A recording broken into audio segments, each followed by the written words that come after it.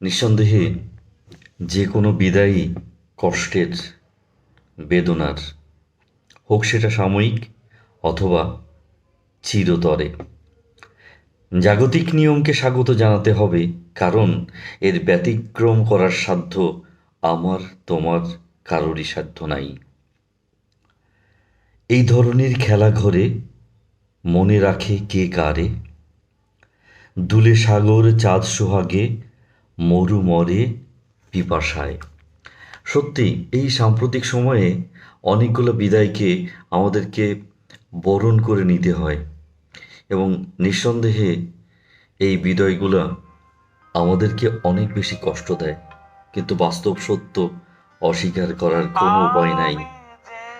একদিন আমাকেও ওই তালিকায় নাম লেখাতে হবে, হয়তো আজ, হয়তো কাল, হয়তো পরশু।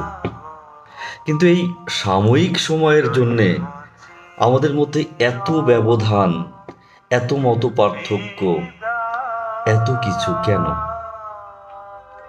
মাঝে মাঝে একাকী বসে উত্তরগুলো খোঁজার চেষ্টা করি, অথচ আমি নীরব থাকি, নিরুত্তর থাকি, কারণ যে উত্তরটা পাই সে উত্তরকে আমি কেন যেন স্বাগত জানাতে পারি না।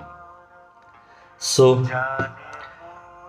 অনেক বেশি আকাঙ্ক্ষা থাকবে, বাসনা থাকবে, কামনা থাকবে, ভেদাভেদ ভুলে গিয়ে মন থেকে আমরা একে অপরকে একটু অন্যভাবে উপলব্ধি করি।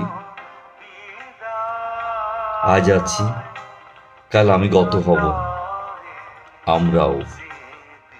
সো এরকম খবর হয়তো আমাদের পর্যায়ক্রমে শুনতে হবে, বেদনা বিধুর হতে হবে,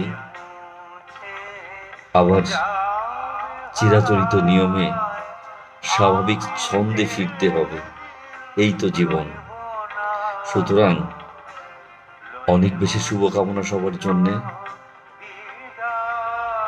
এবং অন্তর দিয়ে উপলব্ধি করি আমরা একে অপরকে, ভেদাভেদ ভুলে গিয়ে দৃঢ় বন্ধনে আবদ্ধ হই। শুভকামনা সবার জন্যে।